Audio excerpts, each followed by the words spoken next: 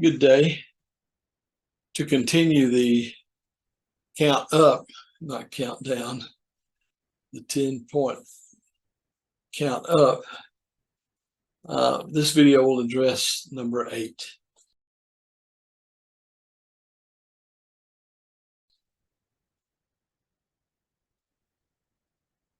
So, number 8.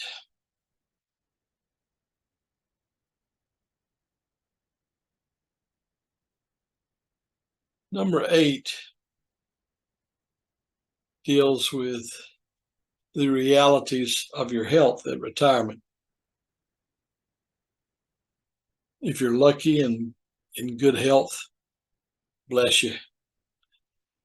But because most people, in order to have health coverage, cannot retire until they're 65, health issues can be an issue. I retired in 2005. That was the same year I was diagnosed with type 2 diabetes and had to go on. Actually, I'd been diagnosed earlier, but it was being handled with oral medication, which the FDA, in their wisdom, put a black box warning on it, and so it was no longer available. So then I had to switch over to insulin. Fun. All those shots. But at any rate, that didn't have any immediate effect. And since I had VA coverage, I was able to retire early. So healthcare really wasn't an issue in terms of it being an impediment to not retiring. So, but for most people, that's just simply not the case. So that means you're stuck with Medicare, and in extreme situations with Medicaid. So, as I stated in an earlier video, in a chronic, severe health situation, there's no such thing as having enough money. So that will alter your plans tremendously.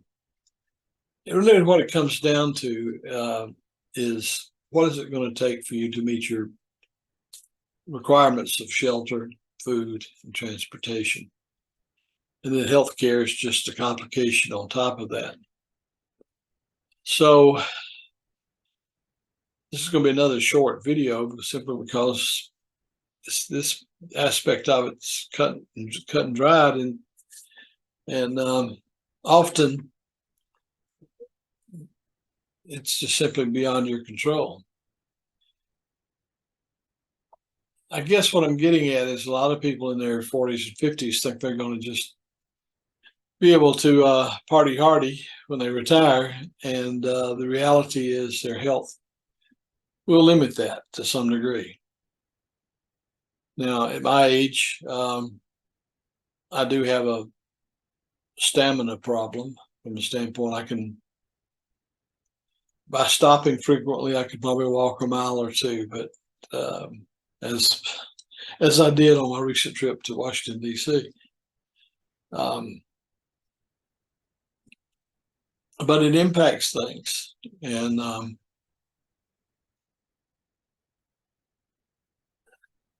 any rate, your plans for retirement meet reality when you retire at that age.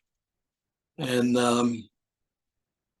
so, most of the retirement plans that talk about how much money you're going to need are based on no change in your lifestyle. Well, that's just ludicrous. You're not going to be making the kind of money you made when you were employed. Even taking out the 4% rule or 10% rule, whatever. you're not going to have not likely to have the ability to do that indefinitely. If you want to do that early on and deplete your resources, certainly that's in your control to do so. And there is an argument to be made that you better enjoy it while you're healthy enough to enjoy it. That's an entirely personal consideration.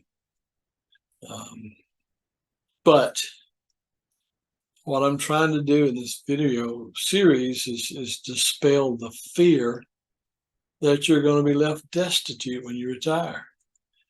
If you've got any kind of decent Social Security, you could live on that. Wouldn't be great, but you could live on it. And if you've got some investments and some money put back, maybe you need to look at an annuity or something that would provide a steady income from that. For people who absolutely have no clue about what to do, buying what is called an immediate annuity, that one that begins to pay out immediately or upon your retirement date, that runs without any beneficiary, which means that when you pass away, that money is gone. It reverts back to the insurance company that's writing the annuity. But I have friends who were able to purchase annuities at 6% and above, and with this high interest rate market, that's something to be considered, because an annuity can't be touched, can't be altered. So it forces you to live with that income, but it'll be steady and dependable and will last until you die.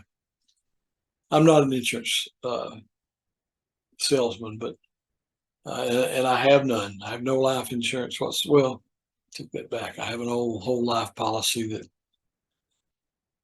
I purchased in 1972. It's a universal care policy. I don't want to go there. It's probably one of the worst financial choices I made, but I've paid into it for now, 50 years. And I would like to keep it in force if I possibly can. But anyway, I didn't mean to get into the insurance side of it, but that's a valid thing to think about. So, and I don't mean to belittle the people who say, well, you need to save as much as possible. That's true. But I'll tell you, the number one item in this list will tell you why that's secondary. So I would appreciate it if you subscribe and you hit the notification thing. You'll be notified from the additional parts of this video series come out. Best wishes.